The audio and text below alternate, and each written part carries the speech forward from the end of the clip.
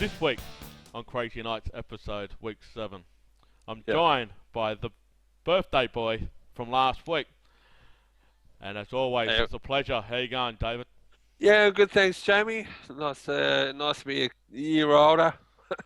And no, it was nice to get the birthday wish from John Regan too, and from you guys just in last week's episode, singing happy birthday to me. That was very much a highlight and very much appreciated. Yeah. Well, I'm still coming down off the actual high from that. That was absolutely awesome. That yeah, it As was. you know, I had to play Yep. football. Didn't have any sleep after that as well. I just went straight Mm, out to play football. I was a complete zombie. yeah. Got home, and as soon as my head hit that couch, I stretched out. I was gone. I was Mm, asleep. But yeah, just want to say, David, just been checking our reports on YouTube. It's mm, the most viewed episode since we started, and wow, I want to say thank you to everybody that has viewed it. Some people that have mm. shared it, commented, everything. Without that support, it would have been a disappointment. But it's not a disappointment. Mm. It's great to see that fans do appreciate what we do, and all goes back to the Yes, fans. fair. Thank you, everybody, and yeah, it's nice to get everybody's support. So without you listening to it, and and appreciating what we do, it's all for you guys. What as well. It's just all for you. And I just want to say, just on the topic, Mm. Todd and John, thank you so much for giving your Yes, time. thanks, guys. That was yeah. And as I'll say this for the record, we'll have you guys here anytime, whenever you're free. Just give us a shout, and we'll And arrange if it. you've got anything you need to promote and all that, we'll do an interview with you and help you get it out there. Yes, and then just going on from that, Kiss are still doing. I think they just last night actually they just wrapped up the Canadian tour in Newfoundland, and yeah, they're coming down to do some dates in America. I think Mix for Fun, our friend from Canada from Three Sides to the Coin, is going to another Kiss concert during the Hmm. week next week, Yep. and I was seeing a photo of him texting in the Kiss concert. Um, we'll leave that. Yeah. We'll leave the jokes aside, but we'll give Mitch a bit of a thing. He doesn't like the solos in the now tour. He wants to do a pee break every time there's a solo on. He go to the toilet or buy his kids some hot dogs or whatever. But yeah, Mm. so yeah, Mitch LaFon and for the guy from Three Sides of the Coin, we are supporting you and thank you so much for your support. They've been sharing the interview that we had with Todd and John, and people that are on that list has said to us, Dave, didn't actually knew there was a Kiss podcast in Australia. I wish these guys would do more episodes. If we can get Yeah, hold of we them, will. we get hold of them, and we're going to keep doing this to we basically go into a nursing home, basically. But yeah, we're going to keep doing this, even Exactly.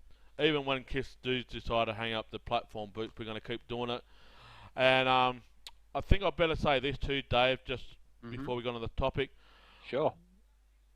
David and I have been in talks for about a month about another side project that we're going to be doing very shortly Mm. in about a month or so time.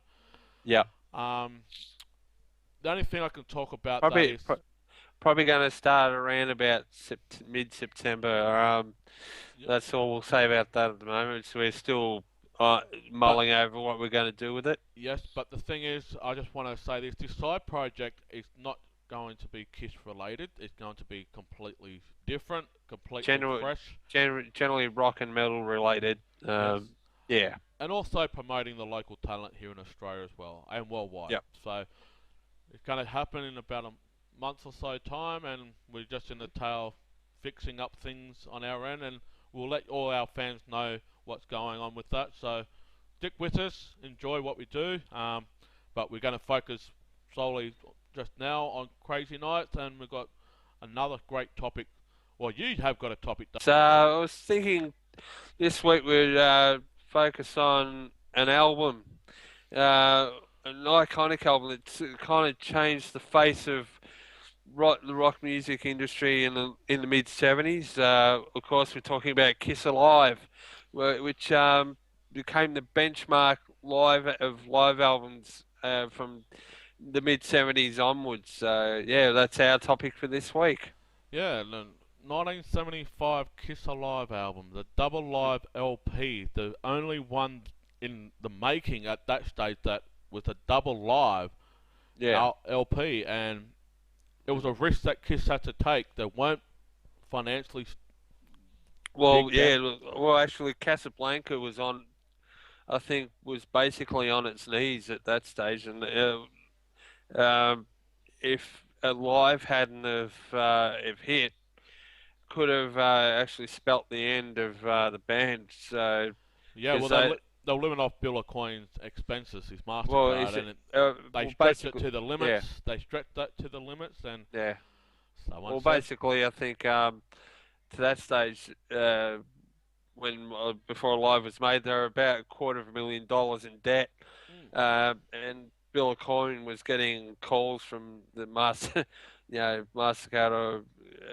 about paying his bills and all that sort of thing. So it a lot Kiss Alive success couldn't have come at a better time, yeah, shall we and say?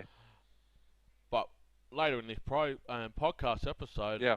we'll talk about what eventually happened after the Alive album as well, when the fame and the fortune start to roll in, and I'll go on to that as we go along. But Yeah. Kiss recorded 3 albums up to Alive, and they started off in doing the Coventry and the Daisy and that, and they recorded their first album, Kiss, the debut album, Kiss. Mhm. They did a demo with Eddie Kramer in the Mhm. Electric Lady Studios and whatnot. But when they actually went with Richie Wise and who was the other guy, David? It was Kenny Kerner. Kenny Kerner. Yeah. Mhm. They didn't really capture that quality of the live It, performance. yeah. And apparent, well, for what I know and for what I've investigated, the first album was much rawer and much live affection than what officially came on the album. Mm. Then Hotter Than Hell came out, and it just wasn't quite getting what they really were looking for. Mm. And then Dressed to Kill, the Neil Bogart produced the album, Yeah. and they weren't really hitting it off until they did something special when they were approached to do a rock anthem to get the fans to rally behind a certain Yeah. band. And Rock and Roll All Night. Initially, Rock and Roll All Night didn't actually start it off well, the studio version, I'm saying. But Yeah. we're Well, now it's up to Alive and David. Alive 1 was a risk that Kiss had to take. well, But they exactly. I mean, basically at that stage, because I mean, they didn't have much money, or that they going into record another studio album, which would have been, costed them a lot more money, and it was basically, cheap, a cheaper way of getting the music out there and getting another album out there. So that's why one of the reasons why they ended up recording a live album. Uh, yeah, because yeah, well, they'll well, get thank the God they did. well.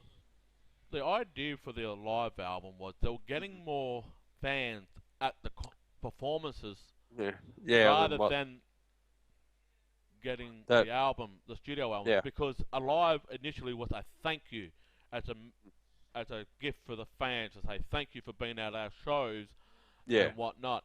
And lo and behold, it was a double LP. mm, And then who would have thought of recording a live album, let alone a double live album? yeah.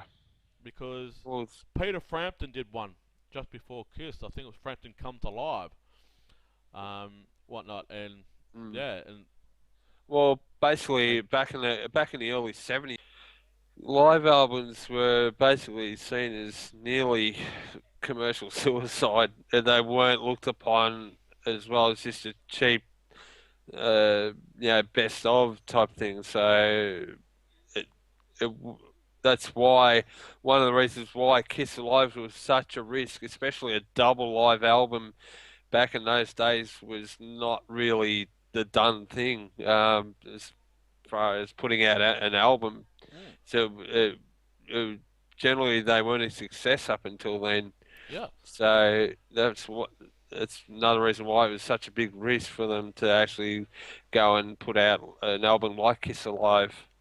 Yes. Um, yeah, so Well, there've been so many stories about the mm, Kiss Alive album, as you know, yeah, David. all the controversy over It, the yeah, the dubbing. But I just want to yeah. start on this one. It was released on September 10th, 1975.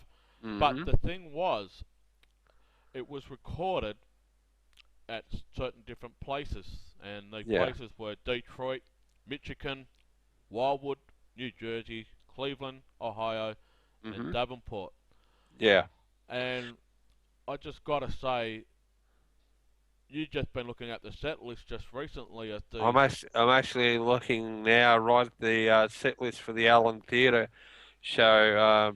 One of the shows that they were recorded on that tour. And it's a lot. I think a lot of it might have been recorded. I know Black Diamond on the album was actually recorded in Wildwood, New Jersey. Because if you watch the VH1 Kiss Alive Ultimate Album special, they do flash up during at one stage. There's a kind of like a list of the songs and um, what cities they were recorded in it. So I know out of the quick glance that I got, that Black Diamond was actually recorded in Wildwood, New Jersey. Mm. Uh, And yeah, yeah. talking about the Wildwood, New Jersey, Mm, I have got a little thing up here in my mm, brochure book down here. yeah. The original recordings for Alive were from the July 23rd concert 1975 at Yep. Wildwood Convention Center, and the songs included Deuce, Hotter Than Hell, Firehouse, and Black Diamond, Mm, along with the June 21st at the Cleveland yeah. Rock and Roll Night, and they was talking about there was having some little overdubbing used on the live album, and Mm.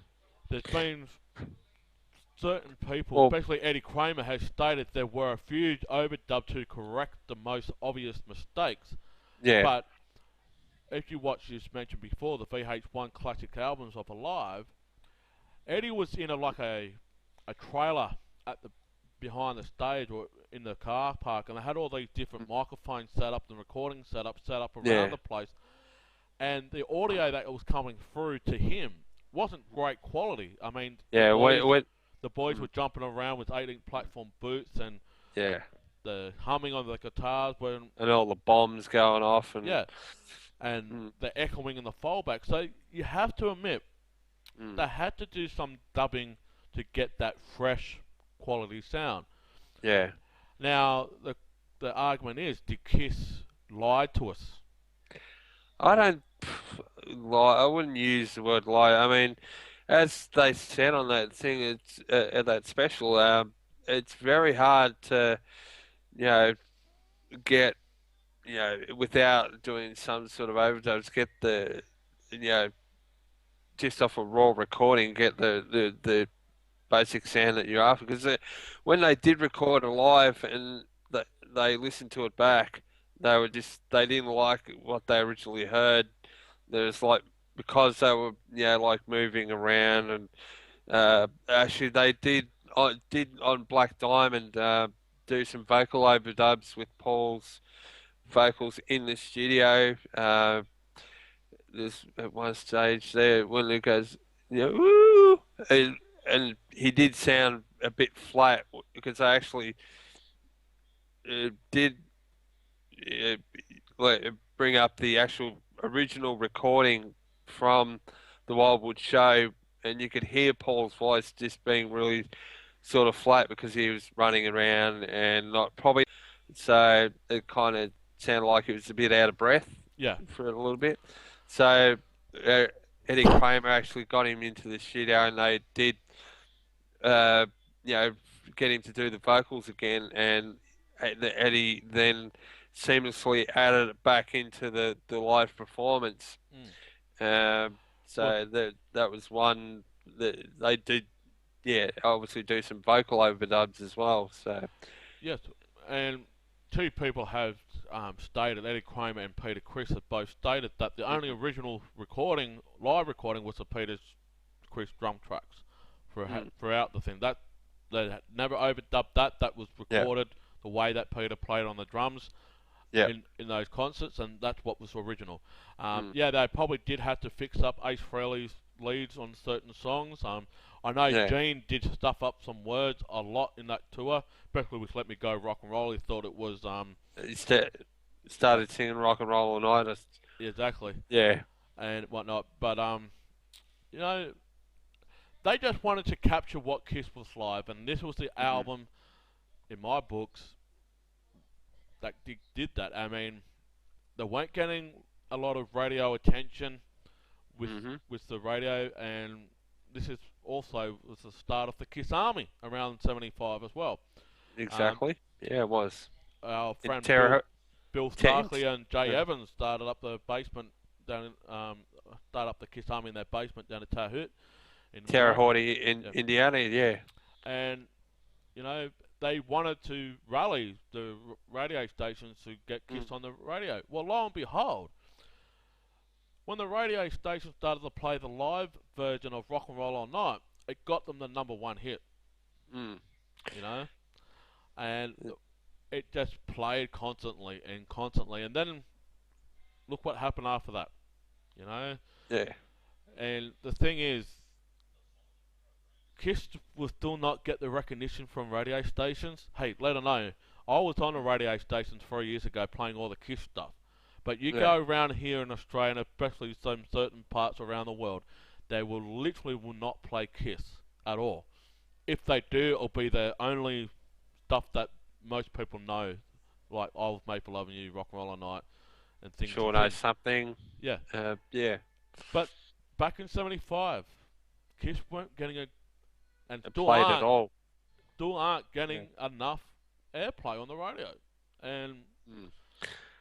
they needed to Well. get out there. And this was the only time around '75 and later in '76 that things started to change in motion, and you know, people thought Kiss were a gimmick.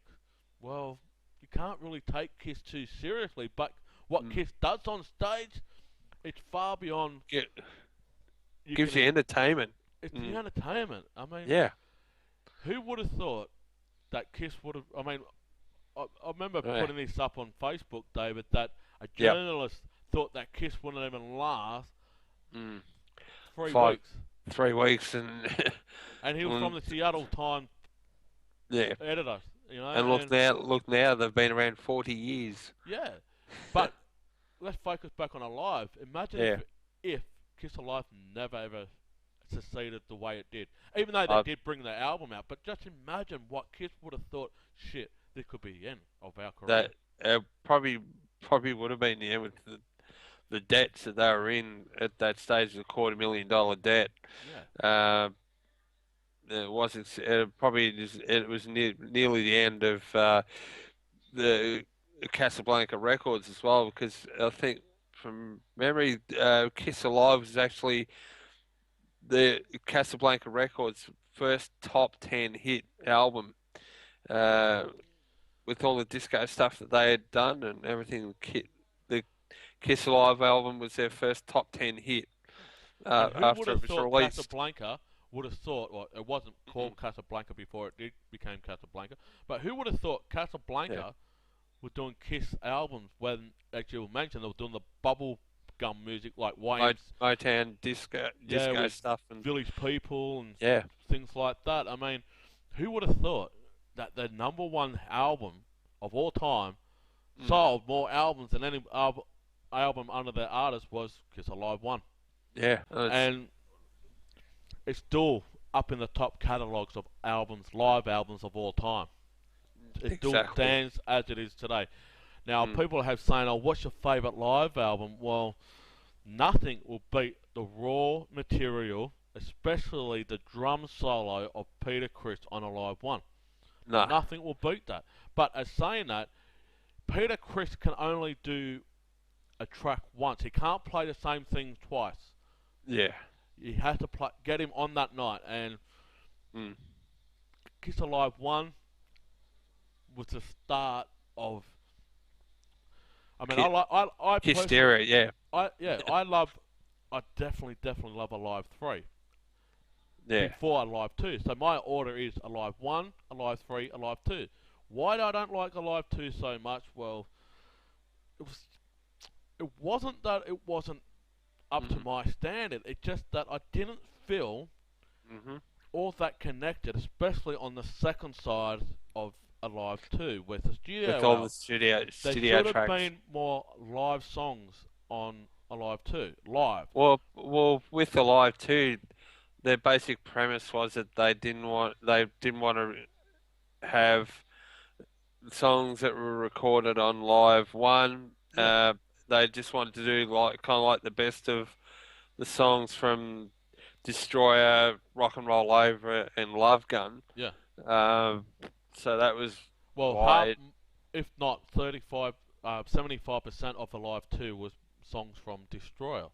Yeah, But and I just mm, thought, I mean, it's great to have the studio songs like Rocket yeah, Ride, but I believe those studio songs should have been used for a studio album rather than being on a live album.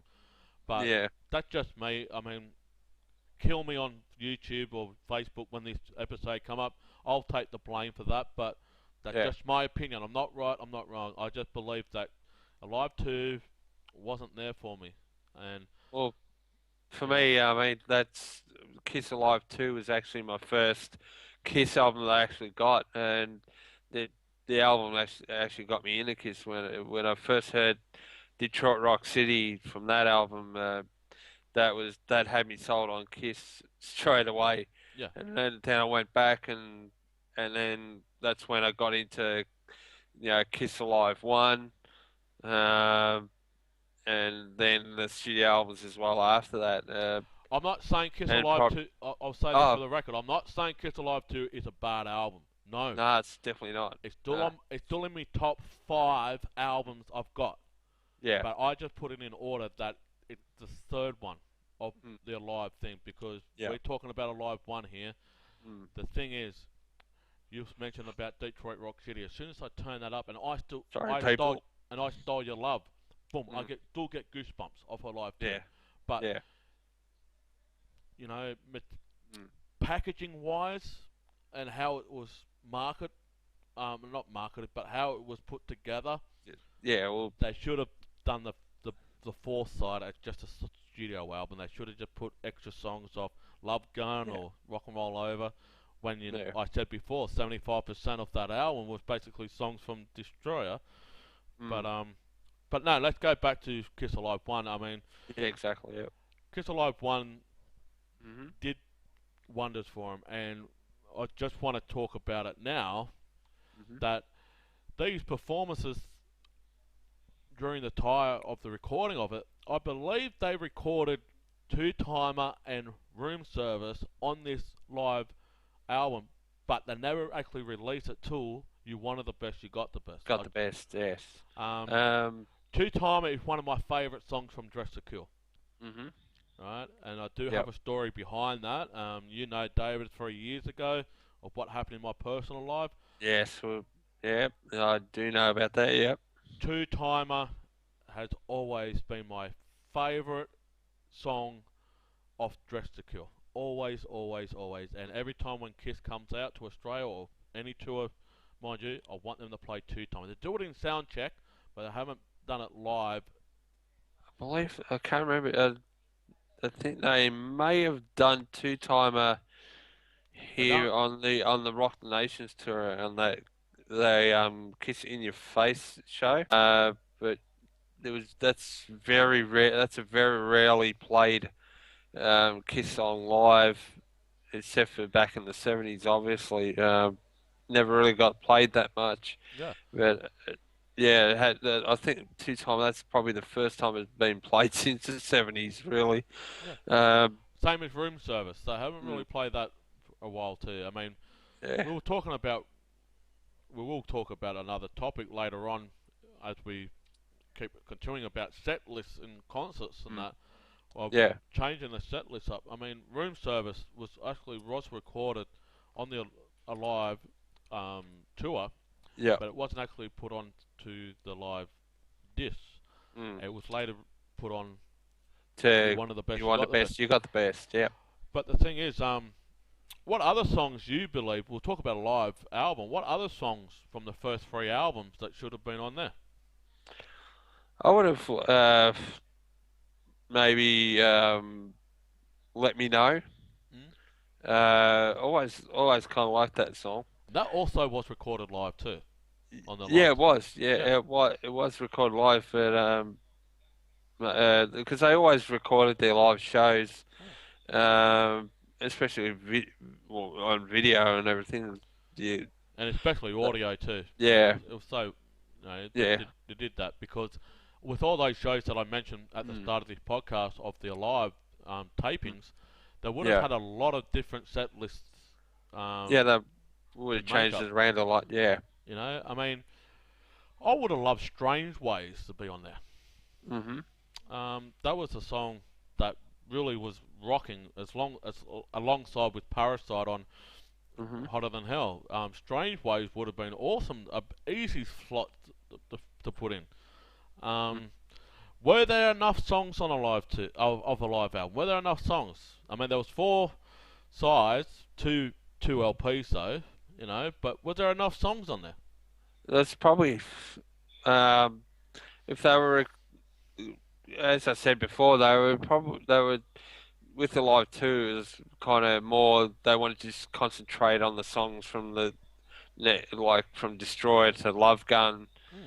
Uh, they probably, I mean, there was enough songs there. Maybe uh, they could have. I don't know whether they could have spread it the actual live songs over the four sides more than what they did. Hmm. Um,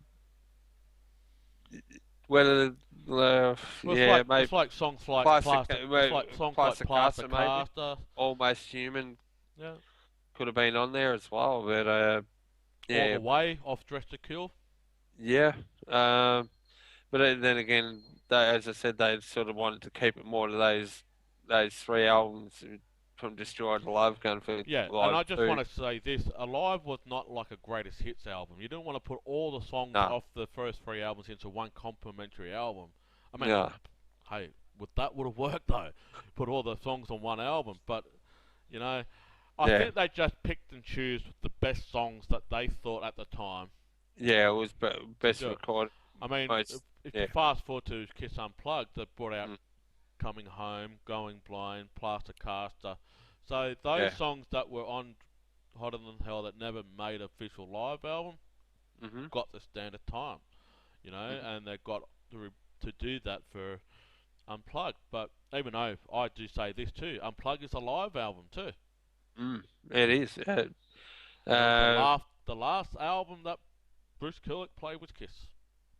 well, except for the Carnival Souls. Yeah, but I'm talking about the live Souls. performance. Yeah, Well, yeah, live performance. Yeah, it yeah, was the last live album he did with the band. But yes, it which ended up leading back to the reunion of the original four. yeah. Um, Now the thing is, I do want to talk about Alive, but I mm, just wanted to mm, expand the window of yep. Alive around that era. Hmm. Do you think it was the start of the whirlwind downfall for Kiss? Why I'm saying that is Hmm. when the fame started to come in, when the album started to sell the way they did after Alive came. Yeah. Also, with the things of happening, I mean, remember, Kiss were not financially great before Alive, but Yeah. with the ego, with everything else, do you think I mean, the Yeah. downfall of the comradre, of the focus of The where com- Kiss was when they were forming at the loft at mm, 10 East 23rd Street, to yeah. compare to what they were. Remember, they were opening up bands 18 months before Live came out. Yeah. 18 months later, they're headlining their own Telling you. concert. Mm, A Live yeah. 1 came out. Yeah. The year after that, they went back to Kobe Hall to the day and got an award For Kiss Alive. for a Kiss Alive. Yeah. I think they got presented that on the. Just trying to remember. It was either the 25th or the 26th because they did 3 nights in Detroit on the Kiss Alive tour, and I think it might have been the middle night that they actually got the award for the can't remember, probably the platinum The award Platinum Star. for Yeah. Kiss Alive at that stage. So But the thing uh, is, going back to yeah, the question, Dave, and I just want yeah. your opinion. Do you think that was the start of the problems with Kiss behind doors when they started to get the fame and whatnot? Because people are saying that Destroyer was Mm. around the time of Destroyer was the start of the personal crisis with Kiss. The problem is probably, well, always there's as we know there's been all this talk about the work ethic of a couple of the, well, let's say of Ace Frehley and all that in particular. Some people have been saying about that. So the problems might have been there. Is probably may have been exacerbated with the success of Kiss Alive, and then I mean they freely admit themselves they had egos, the egos as well started coming in at that stage, and I mean all four of them were the problem uh, to the downfall of later on, Mm. why the original band sort of broke up. They all had their egos there. Well, yeah, and I was just saying this, as soon as Destroyer was released, all those fans around Alive Mm. nearly left. Yeah, They didn't really like Destroyer. Now, at first I was at first thinking, they didn't yeah, because of they didn't know that Kiss Kiss was played on it's the album or whatnot. no, or just the raw. No, I don't think it was so much they wouldn't have known all about that at that stage. That probably came later. Hmm. Um, but just all the it wasn't as raw as the original stuff, Yeah. original 3 albums. It had all these, like the symphonies on Beth and Great Expectations. Hmm. Um, And the children in the background of God of yeah, Thunder and just more, you know, uh, more in it. It's just what I think people were maybe put off at the start of how much more production was involved in it. The early albums are a bit more raw, and I think that's what people liked about the band originally. yeah. Is um, But yeah, also, I just truly believe that when you hit success, yeah, like they did with the Live, you can never get that back again. yeah, Yeah, I mean, mm, I just see now when Kiss are saying they want to get the album, when their studio album to be the sound the same as Destroyer, yeah, you cannot recreate the wheel. You cannot sound like you did back then. mm, mm, You can sound better, but you will not yeah, be a copycat of the same album. I mean, mm, but AC/DC, let's talk about that for a couple of seconds. yep, They never changed their style of music. They're always it's nearly constant stuff every yeah, single album, and mm, that back Kiss, they'll never try and claim back that moment now back in '75 when Alive was out, because yeah. it's totally different now. I mean, the things that were back then are not there. Ah, uh, You know, I mean, I mean, bands with now can hardly stand the test of time, especially the new bands that just came out. I mean, there's been a lot of bands in the last 10 years that are no longer around anymore. A lot of them. well, exactly. I mean, And it's back in but the it's live days, you had to tour. You had yeah, to tour. yeah. It was basically your reputation was made back in the 70s as a live band. If you didn't have that sort of pull as a live band, back then you just weren't gonna succeed Yeah. Well, in the Kiss has long run. always been a live band, Yeah, exactly. I mean, that's what they've but hearing them on a always studio album prided on. Yeah, are a totally different thing. The name it's hard. stays at all. The name Mm, stays the same, but mm, if you put on a live one, it'll be yeah, totally different than listen to Dress to Kill or well, Destroy. You know, exactly. and Just more energy there, and all that, and that's what they wanted to capture with the live is more the energy of the live show, yeah, and why that's why I think what Paul Stanley was saying in the Ultimate Albums thing, they want when they said they overdubbed some of the audience noise, crowd noise, to make it. They sort of doubled up the crowd sound to make it sound bigger and make you feel like you're more immersed within the audience mm. of the show. So, Well, as you said that, as soon as a mm, live did come out, they went back to mm, on the a live tour, mm. and the place was fucking packed. You couldn't fit Oh another yeah, person in like a in there shoehorn, with Sean, and yeah. it just not rolled on and rolled on and rolled on and rolled on. Mm, But I think how it all started is that the word was going around before Kiss Alive came out that you got to check Kiss out. You know, they're yeah. an awesome live band and that whatnot. They were getting more people, and this is what Kiss had to Mm, do the live album. They were getting more people at the concerts rather yeah. than buying the albums. Mhm. And this Alive was like a souvenir to say Yeah. thank you To the fans. to the fans. And when it did come out, they went back on the Alive tour, and I know they went down to Michigan for the Cadillac High School. Yeah. And you know, who would have thought Kiss going to a high school halfway through that tour Yeah. and had a street named after them, had a parade in their Well. honour, all the people like the mayor and everybody Mm, else in there getting done in makeup, and they'd done a mm, concert in the high school gymnasium mm, that didn't actually use their logo. I truly believe the logo couldn't fit, or this is what Kiss was saying, that the logo couldn't fit through the mm. gymnasium doors and they had to use another one. Yeah.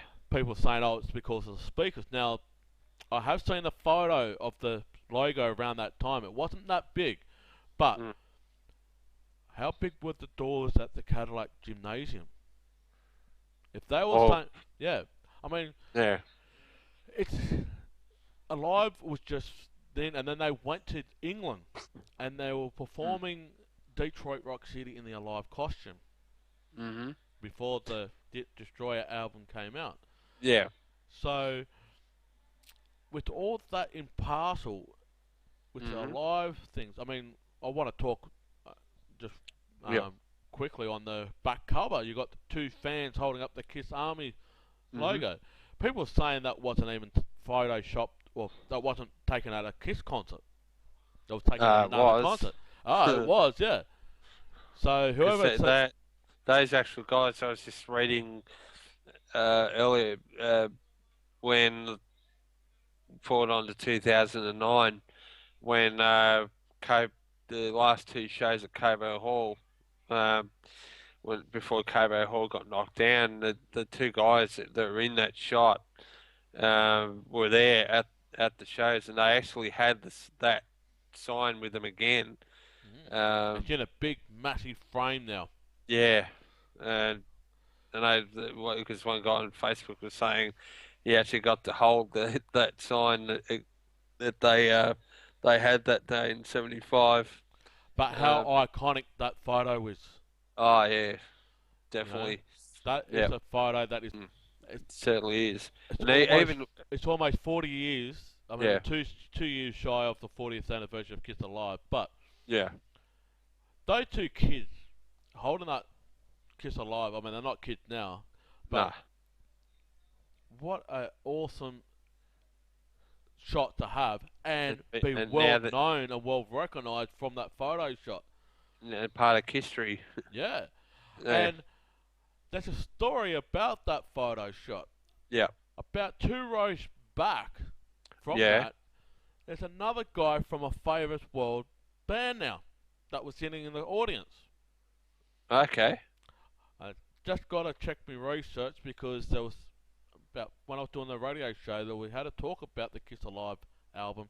Yeah. About 2 rows back from the shot, and it was in the aisle. There's Mm. a famous musician now, whether it's a Yeah. drummer, guitarist, or whatnot. He's in a well-known band. He was at that concert. Okay. What So, band was he in? like I said, I just have to check my records and my history, but we were talking about it. This is 4 years ago that I talked about it.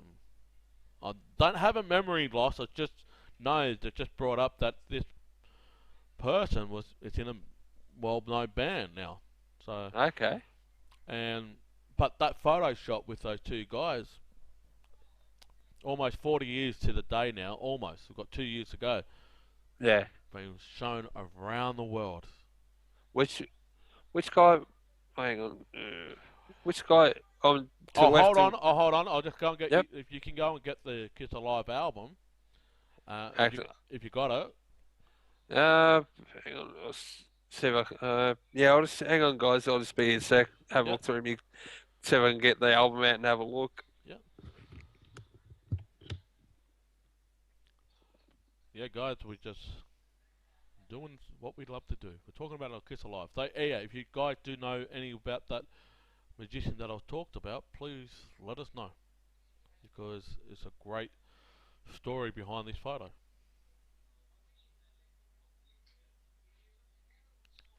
And I can just do this all the day long, but no. But here now, Yep, 2 rows back, was it? yep. It's sitting on the aisle. In the aisle to Let's have a look at the photo. to the left of the blonde guy. Yeah, well, let's have a look at the photo. You can show everybody the photo, and There's a kind of a guy that looks like Vinnie Vincent there. everybody looks like Vinnie Vincent. What are you talking about? No, but about 2 guys, 2 rows back. Don't see nobody I can recognise. Yeah, well, probably will have a look at that later and try to find out that who that actually is. Yeah, but I'm not making this up. This was just spoken to me on And the radio show 3 and years you ago. could point it out. You maybe point that out to me when you get here next week. Yeah, and whatnot. But it's Mm, a massive story behind that. I mean, the front cover, it mm. wasn't taken live at the concert. It was No, taken at another studio or another rehearsal. yeah, well, because you can sort of, oh, I don't know whether you can. Yeah, it does look sort of. Okay, I can see the photo now. Put the photo on the back. Show it up. Whoa, take the light away. Oh, The guy in the white shirt that's standing on the other side. standing, standing on the other side. No, you know the blonde-headed guy? Yeah. The other guy? Mhm. Go to the other guy. The Yeah, behind the brown hair guy. yeah, and there's a guy sitting down in a white shirt behind him. Yeah. That guy Just there. directly behind his arm there. Yep. Yeah. Okay. Still can't. Hang on. Still can't recognise him. Remember, it's 74, 75 we're talking about here, No. so that guy there. Yeah. But So. that's a bit of a history lesson that Mm, I was told 3 years ago, and I'm going, And if anyone does know it's true or not, please let me know. Shoot me. I'm not making things up. I was told this on the radio show 3 years ago, and I'm trying to investigate it more and dual investigating it. But you were right, Dave. Those two guys that holding the sign were at the last Cobo Hall. They presented, and it's still intact. That sign is still intact in a frame, and yes, they did sign it. And Well, it was just thinking of the packaging of Kiss Alive again. The inside, uh, when they originally released it, it was kind of like a whole. They packaged it as like to a program with the liner note, the famous liner notes inside the sleeve here. And I know, I know when I took it around to a friend's place one time, and her mother looked at it and looked at Jean's note, shall we say, and was going "What's this?" But it's as you said it before, no, those notes are a thank you to the fans and all that for supporting them Yeah. and all that because it made them feel like Kiss was their band and Well, Kiss has always been Paula Jean's yeah, band. I oh, I think, know, but I yeah. mean, as far as the fans, Oh, Kiss has fans always band, been, and that's what I'm saying. With one with after their that release of Alive, mm, it was a totally different perspective. What yeah, later became. I mean, yeah, I think around '77, around Kiss Alive 2, and when they yeah, brought the solo albums out, that's when the fans decided to see the different things, and it wasn't their band anymore. And mm. then they brought Dynasty out, and those original fans kind of left, and they created such a new core group of fans. Especially outside of North America as well. Yeah. Especially down here in Australia, it was they while the fan base is kind of maybe dropping off a little bit in America due to the the disco uh, sort of feel to Dynasty and Masked. Mm. That as when they were still getting the fan base as big as it was here in Australia. Kiss love Australia to this day, and have talked about in different uh, DVDs and videos and all that. Kiss the Australian tour is always brought up. That's why I'm a proud Aussie, because in the Kiss catalogue, there's a Kiss live album that was recorded here in Australia. Yeah, right. And I was at that show too. Yeah, I was in At Vancouver. I was in Vancouver that day that it was recorded. So uh, on the yes, we're of course talking about Kiss Symphony. yeah. Uh, Great show, was it? I mean, that show sort of they got about 35,000 people there at Etihad Stadium, Hmm. oh, Back then it was and Telstra Dome. Yep. the Telstra Dome, now called Etihad Stadium, and there was, on the night when you could hear sort of probably the sound bouncing off the wall. So it kind of seemed on the night Paul wasn't exactly happy. Mm. Um, And maybe funny because you say that. I actually found that song "Here Comes the Sun" that Mitch yeah, Lafon was talking about the Beatles yeah. just before Shandy. No, it was. Yes, it Oh, was yes, it was. just Yeah, it before was saying. Shandy. Yeah, it was. Yeah, I posted up on my yeah. wall, and wow, should, It that people were was saying the just. reason why they didn't use it for the official recording is because they might have got a lawsuit from the Beatles or whatnot. But or people who run the Beatles catalog, mm, because I think at one stage Michael Jackson actually owned the Beatles catalog. I don't. Uh, funny you say that. Do you see this week about the reports about Jesus? yes, yeah, I did see that about him sticking by his word, Yep. his beliefs about Michael Jackson. Yeah. Well, we'll leave. We won't go in. No. Yeah.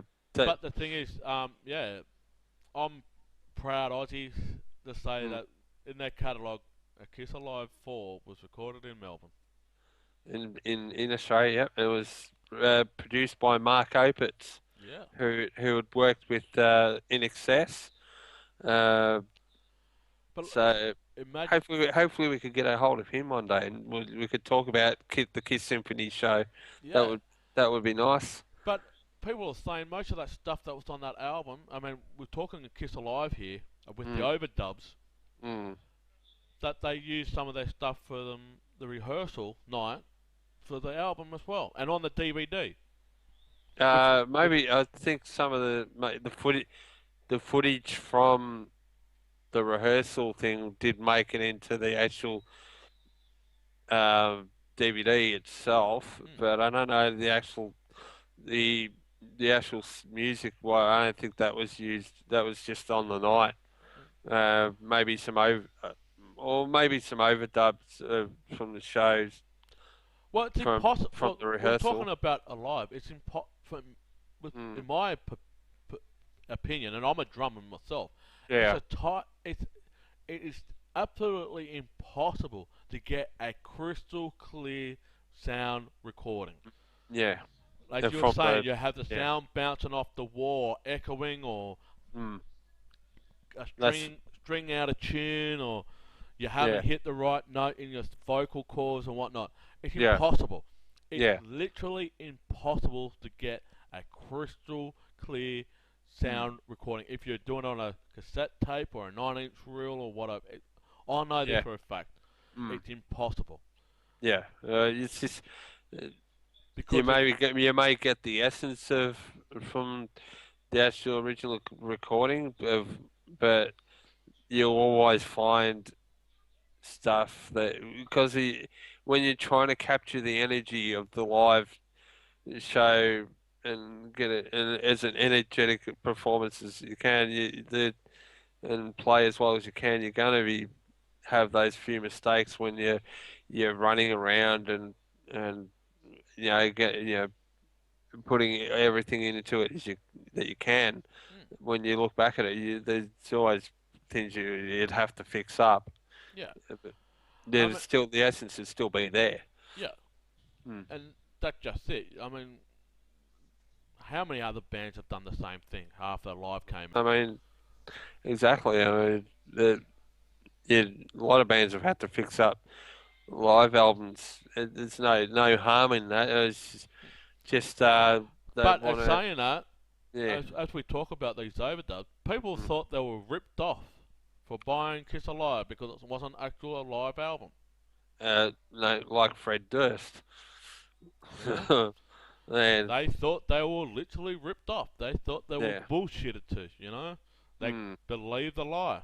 But I'm not saying Kiss lied. I mean, No. every time you ask Ace Frehley, he said, well, it is what it is." Yeah. You know? I mean, it still feels like a live album to me. Yeah. Uh, I mean, I so wasn't born even in though, '75. I mean, but I still feel like I was at that concert. yeah. Uh, I mean, I was when live came out, I was 4 years old, but it, I still listen to it today, and it sounds a great live album as any other Mm, or live album that's out there. I mean, I put it up there. My favourite live albums with like Iron Maiden's Live After Death. yeah. No worries. I'll speak to you later. See you, sweetie. Just saying goodbye. Yeah, Good see ya. night to my wife, good people. That's all right. I mean, I can't ask for a kiss, but I won't go there. But no, yeah, I just truly have it up there. I mean, it's still in the top 5 of albums of all time in my Kiss catalogue. Top 5, you know, Yeah, yeah. and it plays content. I mean, I love the stage raps, different compared to what Paul does now. But the Mm, stage raps, especially for Cold June, you yeah. know, I heard a story. A lot of you people like to drink fucking orange juice. You know, you know. or My or I even had a co-host on the radio stations reckon that Paul Stanley said vodka and orange juice. No, I truly believe it was fucking orange juice. it might have been that at first, but then they may have, as with the overdubs, actually dubbed in vodka. Well, the thing is, I'm pretty sure it sounded like was vodka. He might have said, or might have sworn at the actual show. hmm, well, if it is vodka and orange juice, I change it every time when I listen to it in the car. I say, I wind the windows down and I do the Paul Stanley rap. I heard backstage that a lot of you people like to drink fucking orange juice. And that was been in the car on the passenger side, we're at the traffic Yeah. lights, and you got two cars beside you. I just Yeah. unwind the windows down, and we just crank it up. And they're going to look at, what? Yeah, Yeah. you people here like to drink fucking orange juice. Actually, I like the first one. And we've got people that we're gonna have a rock and roll party tonight. Yeah. In Here some of his with the rock and stage roll raps. pneumonia. But yeah, he doesn't fucking do that shit now. I mean, Nah. boom, boom, boom. It's like that. Boom, boom, boom. I take it to my room. Yeah, fuck that shit, Paul. Go back to talk about your love gun when you're walking to the doctor's surgery and the lady who's unzipping your pants and shit like that. Go back to that shit. No, Oh. you know? Or talk about Michael Jackson in your stage raps like you did on the, Oh. you know, the Animalized Asylum tour. You were talking about fucking Michael Jackson before Love Gun, you know? But Yeah. no, the stage raps. I love the Paul Stanley stage raps, you know? Hey. And Nothing to Lose. You can hear the crispy Brooklyn accent in Peter Criss' voice, especially with Black Diamond as well. Yeah. It was awesome, just absolutely awesome. 1, 2, 3, hit it! You know, Doom, doom, doom, doom, doom, doom, doom, gotta, doom, they, doom. they gotta understand that this is just an album that skyrocketed. I think they really did, in one perspective, this was gonna be fucking awesome. But on the other hand, it was a big risk from the music executives to do it as well. But I think Yeah, well, Kiss, leading up to that day, because they were touring non-stop. yeah, they toured non-stop from basically when they started. They didn't really take a rest until 1978. Yeah, Before, when they in between the Love Gun tour and yeah, Guinea Pig. when they wrote and did their solo albums, Yeah. they never really stopped touring. Mm. So it was just a constant. It was a 5-year tour. But And yeah, this was yeah, just this Alive album. It was just like an album to say thank you to the fans because they were an opening act band 18 months before that, yeah, and then and yeah, opening up for bands like Black Sabbath and which literally kicked them off the stage. Well, not kicked them off the stage, kicked them off the tour. Gene walked up to the bass player of Ozzy Osbourne, Black Sabbath. Good evening, and he fucking screamed out the fucking room and never want to see him again. They were shit scared, so they kicked him off the tour. A lot of bands didn't really like Kiss to do an encore. no, well, a lot of bands actually in those days elected to go on before Kiss and let Kiss close the show because they knew that they couldn't sort of top that sort of performance. They were blowing Yeah, because bands Kiss, off the stage every night. yeah, because Kiss was billed as probably the second band in the night, an opening band, but they made sure that they were the headline of the fucking thing. Yeah. Because they were advertising it as the headliner. Yeah. They were advertising their own concerts or whatever, bar work, whatever, as their own concert. They come and see the biggest rock show on the planet, but they weren't the fucking headliner. It'll probably be Blue Oyster Cult or Rush or somebody. They used to open for Blue Oyster Cult, and then they said in Detroit Rock City, 12 months before, the Blue Oyster Kiss were opening up for Blue Oyster Cult. Then a year later, then Blue Oyster Cult were opening up for Kiss. Yeah. Um, But who would have thought, like, all these bands that open for Kiss, yeah. well, not open, all these bands that Kiss have opened up, started to open up for Kiss. And this is what we're talking with Jod and Todd from Frowley's Comet. Ted Nugent. These people play with Ted Nugent and Peter Frampton and Cheap Trick. I mean, Cheap Trick and Ted Nugent open up for Kiss. Yeah, or and it's just a jigsaw puzzle to fit in the history. You know, everyone that we have spoke to, Dave, and I've spoken to on radio, is a part of history. Yeah, well, it connects up to this person, and that person connects up to that person, and it all evolves with the Kiss thing. I mean, we can talk of Alex Cooper, Kiss related. Kiss, well, Speaking of Alice Cooper, I mean, Ace has said it several times. They actually got inspiration from Alice Cooper. Uh, And the with makeup. yeah, with the makeup and maybe not the designs, but the actual to actually use the makeup and all that as well. It came Peter Chris said, instead of having one Alex Cooper, how about having four Alex for Coopers? Alice Coopers. And that's how Yeah. the makeup decided to come. I Mm. mean, there's so much things about around the time of Alive with all Mm. these bands. I mean, Yeah. I've listened to the bands after I got into Kiss because I started where I was, but I went back into time. Mm. And Gene Simmons said to me, "You may be a Kiss fan, but Kiss is not the only thing. Find out Yeah. who we were influenced and find out who they were influenced from, and Yeah. follow it on to it. I mean, they were influenced by the Beatles, Beatles, Led and the Zeppelin. Beatles were influenced by Elvis and so forth, Yeah. so forth. Yeah. You Led. know, with Kiss, Mm. I also got into the history of the other bands that were opening up for Kiss. I Yeah. mean, people say, "Oh, Like. fucking not Motley Crue." People say, "Oh, Metallica never opened up for Kiss." Yes. Judas Priest never opened up for Kiss. When did Yep. Metallica open up for? What, I had to what be tour was that? right at the fucking start because it had to be. Uh, Gene I have to said look out. Gene said that Metallica opened up for Kiss. I have to look into that. You know, Yeah. I haven't Not found it not. I myself, haven't heard but that one. Yeah. Gene said it on numerous of times on around Uh, the 91, 92. You know, Metallica. I maybe mean, maybe we get to speak to Gene later on. We could ask him about that as well, well. apparently Gene has been known large early since he was 9 years of age. Okay. So maybe late. Might have been in the early 80s. It has to be. Very because I mean Metallica started 81. Now this is the Maybe around question. about. This is the question.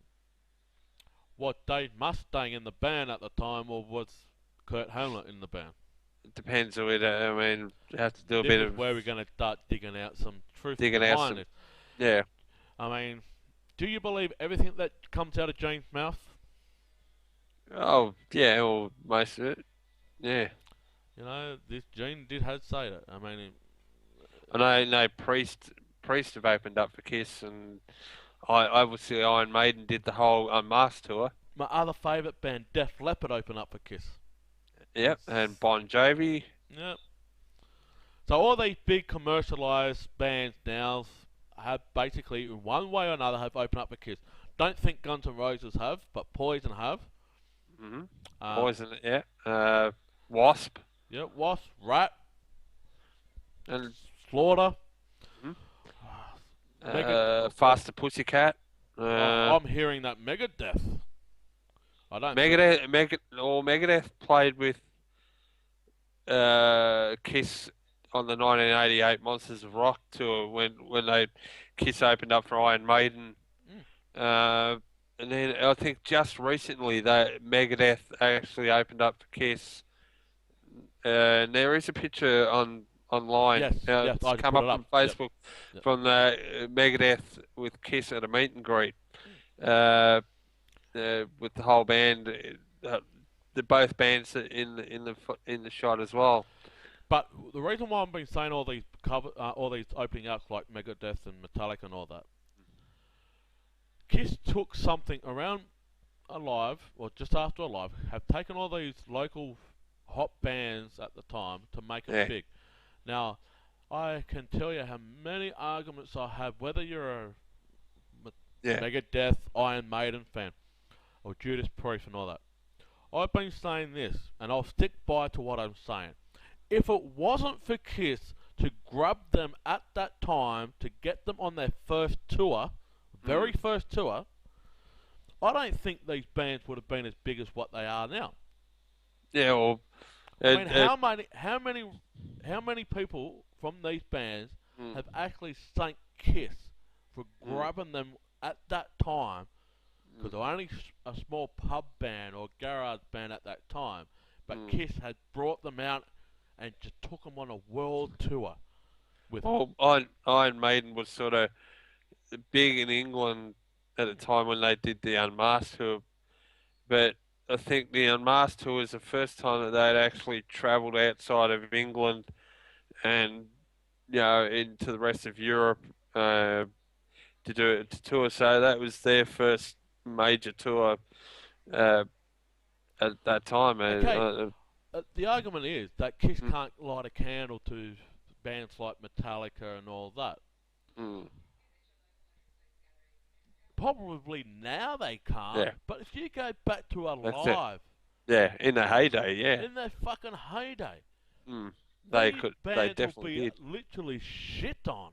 I mean, they might shit all over them live wise now. I mean, Kiss is still a massive live performance, right? Mm, But mm, I think when they, well, funny you say about Iron Maiden being touring on the Unmasked album. Unmasked was, according to America, was a shit album. yeah. Who Well, want to they who only want to played. open up for Kiss on a shit album? Well, in America, I mean, they only played one date in America on the whole Unmasked tour, and that was at the Palladium when they sort of introduced Eric Carr Mm, into the band. So, and the rest of the Unmasked tour was done in Europe and Australia yeah. and New Zealand. But look at that band that opened up for Kiss here. No longer exists. No, it probably didn't exist after that tour. I don't think. The eyes started to roll down the hill. Yeah, they did. Yeah, the band was called the Eyes, listeners. That opened up for Kiss here in I 1980. always actually thought it was heaven. That No, the then Eyes. I, yeah, But yeah, the reason why I'm saying this, I mean, Kiss were an opening act band, and then just changed like that constantly. yeah, People were coming to concerts and growing and growing and growing, and look at what it. And yes, 2 years time, it'll be the 40th anniversary of Kiss Alive Kiss 1. Alive. I truly believe they should do a big, big, big anniversary special for it. I mean, I know they Well, did a live 30. hopefully they'll I suppose it's already been remastered once with Robert Conte did the remasters in '98, but hopefully they'll do some sort of special package for it when it does get, And you bring the know, bonus stuff in, like room service and two timer and all, mm, and let me know all those songs yeah, that didn't officially made the Kiss Alive package. But yeah, put some bonus stuff in. You know, I'd mm, love to see it. yeah, I mean, they did a maybe, live 35, and they started that tour here in Australia. I actually thought they were going to do a special on the live thing, but they mm, put the box set of live one, two, three, right. and the Millennium. Plus the Millennium concert on there. And That even was though that wasn't actually a full concert recording of the Millennium concert, no, it was it was probably about 2/3 of the show. yeah, Uh, because not all, but 2,000 men, not even on there, nah, you know. nah. But hopefully in 2 years' time there'll be a massive 40th anniversary special for Alive. I don't want them to come out with a live 40th tour. Kiss Alive 40. I mean, they've done Kiss Alive 35, and they played every song off that Mm, that catalogue for that tour. And yes, it started here in Melbourne. That hmm. tour. You were at that concert, David. Yeah, it was. Oh God. And Well, the thing is, Kiss Alive for Uh, me was a starting point of their career. starting point in their career, and as I said at the start, there was a changed the face of the music industry and live the way they viewed live albums from that point on. Mm, Uh, they didn't view it as commercial suicide from those days because of the success of a live one, yep. and a lot of bands started doing live albums from then on. With Aerosmith, um, AC/DC ACD. live. Oh, they did.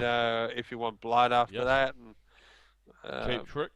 Cheap Trick, live at Budokan, Yes. Judas Priest with Unleashed in the East. Mm, Uh, name it. Everybody started doing live albums from then because of the successful Kiss live.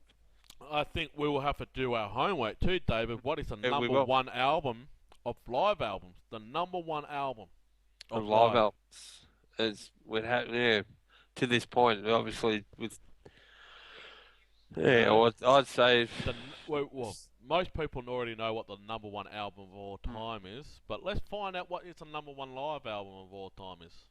yeah, And I'd I've say the live the biggest selling album of all well, time. what live selling album? Yeah, the biggest selling album of all time, a live album of all time. Would have Well, would that I know Kiss won't be up there. Alchemy live, Dire Straits would have to be up there with that, but Meatloaf, Bat Out of Hell won. So that's not a live album though. no, but that studio album alone, Yeah, still in the top 10 of all time Billboard records. you're true. It is. Yep. You know, I Yeah. mean, I don't think any Kiss album, beside the live album, will be Mm. up anywhere in the top selling. Oh, I mean, it's so Kiss Alive is sold. It was sold 4 times platinum. It should be That bloody stage. diamond by now. Yeah. It should be Um, diamond. Has to Bec- say. because the thing is, a live one Yeah. has snowboard and snowboard. It was like Paul Stanley said. It's like you pull the slot machine and all the fruits lined up. It's like they hit the jackpot. And I don't think any other band would do exactly what Kiss did in Yeah. 1975. I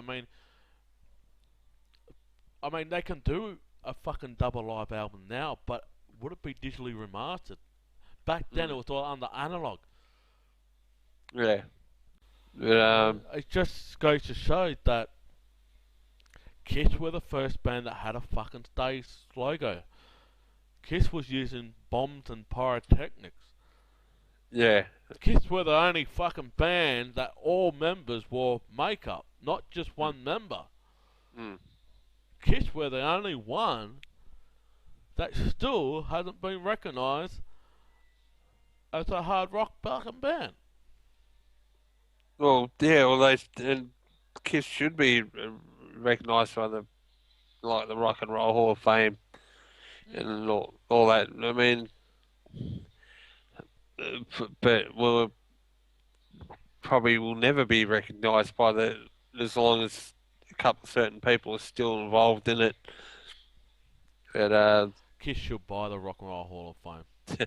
and You yeah, know, they got enough yeah, money to pull out anything. yeah, You know, but beside the point, we won't go into the politics. But no, I'm like you, Dave. I'm a passionate Kiss Army soldier, and the thing is, as yep, I we don't like both are. Yep, I don't like the. I mean, whether you're a Metallica fan, Def Leppard fan, Poison, Motley Crue, yep, let's go to the original rock of the 70s. I mean, Aerosmith was out before Kiss, um, and all that. But the thing is,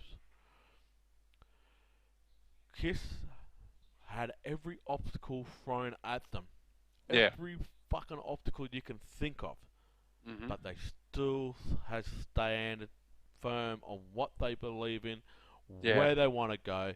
Nothing's and going to take them away.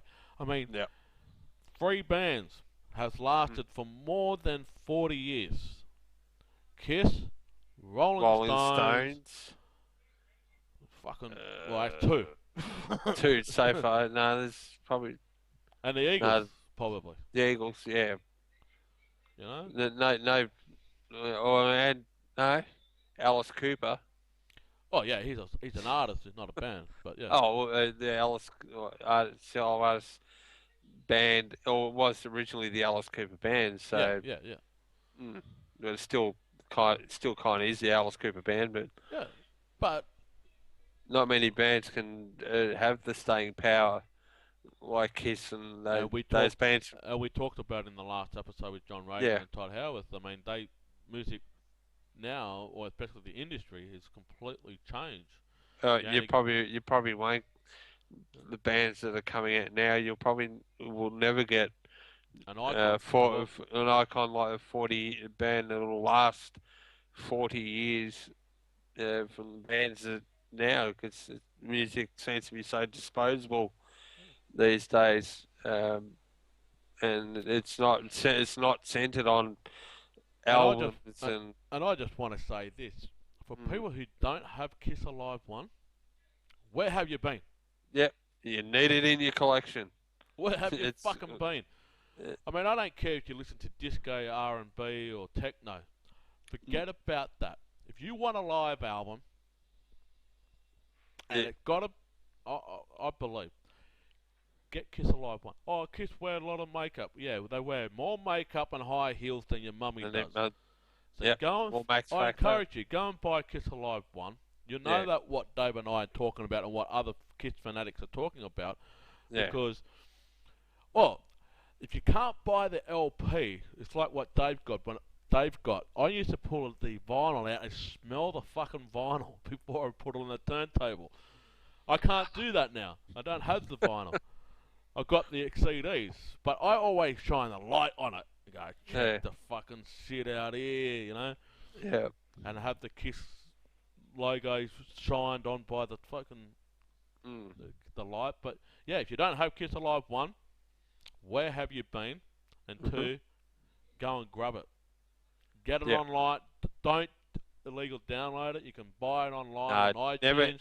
never illegally download any album. It's because even though Kiss has sold so many albums, it's still their material and their art, shall we say? So And if you never want to see a download performance, anything. and if you want to see a performance of the Kiss Alive era, there's a lot of Cobo Hall footage on YouTube. Click it. Better No, still, if you want to see any of the Kiss Alive footage, recommend you get the Kissology box sets. that's number As one. number one, You as know, we got here, there is a lot of like the Cobo Hall footage from the Kiss Alive tour after the album came out. and Uh, also I believe just before we yeah, wrap wrap up it and up. say, Yep. I believe that Gene Simmons caught his hair on fire when he did Let Me the Firehouse. Yeah, there was It that's wasn't the only time, but yeah, at no, the he did Cobo it. Hall. It was yeah, I think it was Cobo Hall. I mean, it wasn't the only time he set his hair on fire, but the right side of his hair all caught on fire. And then you Because see half of his face is yeah, smudged because they put a towel around to dampen the flame. yeah. Well, it's you can see actually for people who have seen the VH1 Ultimate albums, they talk about it, talk about this, and they actually showed the footage where he's done it, and all of a sudden you see the flames come up in his hair on the right hand side. Um, How he he's got his hair very caught, lucky. He was a very yeah, lucky boy. Let how me he say got his that. hair caught on fire because back in those days He used to use he used hair fucking hairspray. hairspray, and Uh, instead of blowing the flame once, he blew the flame twice. yeah, And the second one basically ignited his but hair more. The first one caught it, but the yeah, second one was like a backdraft, and yeah. it just ignited more than what it did. Mm, And ever since, I've not put hairspray in his fucking hair. nah, he will never So, put it in his hair now. well, especially now that he's wearing a No. wig. So, Oh, I don't know so much if he's wearing them. Maybe, or yeah, or maybe he is. We don't know that for sure. We know Paul has, and I Paul know he's does. wearing a wig. Yeah, we know The little Paul does, fucking but thing up that's here. it's okay. It's all You good. know, It's all good. I could be wearing a wig very shortly. Look. So. Ah, you're right. Put my hair down. But yeah, Yeah, guys, if you haven't got Kiss Alive 1 or Kissology Volume 1 to see some performance, I encourage you guys to from that era. go and get it. We thought this special episode was dedicated to Alive 1.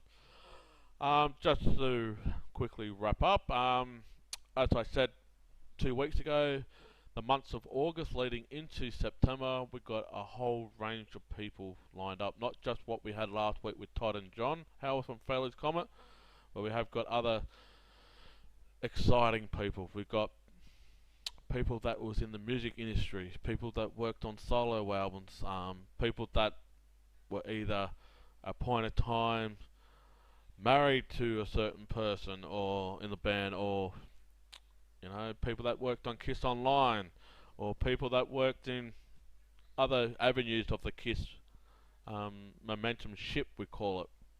Not shit, ship. They're all going to jump on board, and we are going to spread them out over a course of time as well. But this month, Dave and I have got a lot of things happening. And also, next week will be a special episode. One of our co-hosts here is going to get a very special surprise next week, whether it's either me or David. So you guys just have to sit back and wait for that to come. But if you want to see a special episode, tune in next week. It's going to be fun, and I know it's going to be fun. There's certain things that are happening. We are going to line up, or hopefully we can line up a special guest for next week, David. We'll have to let our fingers do the talking again and see if Exactly. we can get this person that we have lined up, and see if can we do it earlier than later. And I'm thinking of someone big. Someone, yes, just very big. This person has basically put a book out. Yes.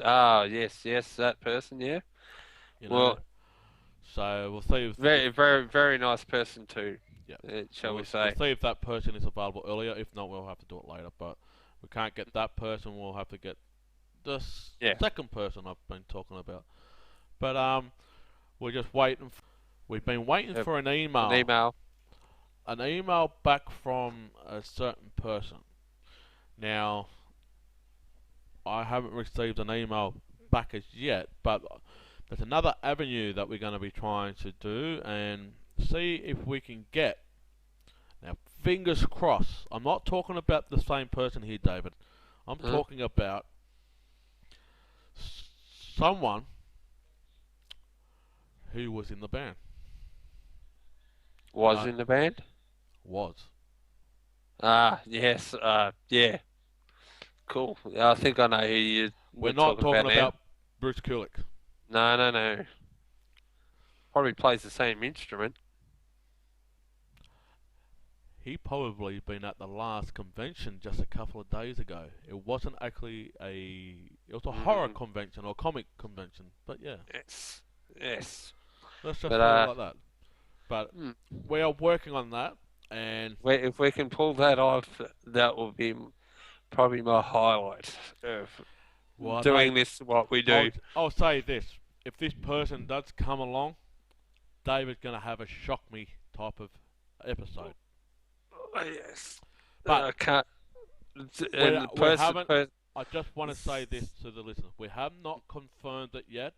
We're on the avenue of getting. We're trying to get this person to come talk to us. So hopefully, fingers crossed, we'll be able to bring you this member. Let's say member of the band. And it will be the highlight for me if I get to talk. I've always wanted to talk to this guy for many, many years, and let's just say this guy probably.